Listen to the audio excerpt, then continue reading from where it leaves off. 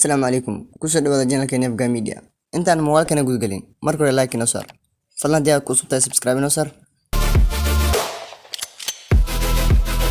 asoo jib ah nin muslima ayaa wiishu saarnaa waxaa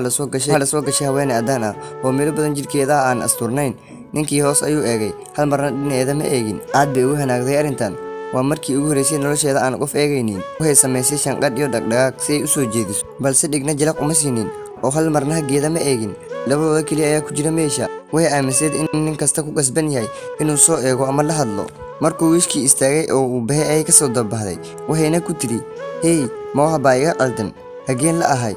waa maxay sababtaad ii eegi weyday wuxuu ugu jawaabay walaashayda waan ku ixtiraamayaa runtii waxa aan ahay nin muslim ah waxaan la ifaray inaan hindhahayga laabto waxaan ahay nin haas leh man ahay inaan haweeney kale oo ajnabiga ah aan jidhkeeda eego hadalkii ninkan ayaa aad u taabtay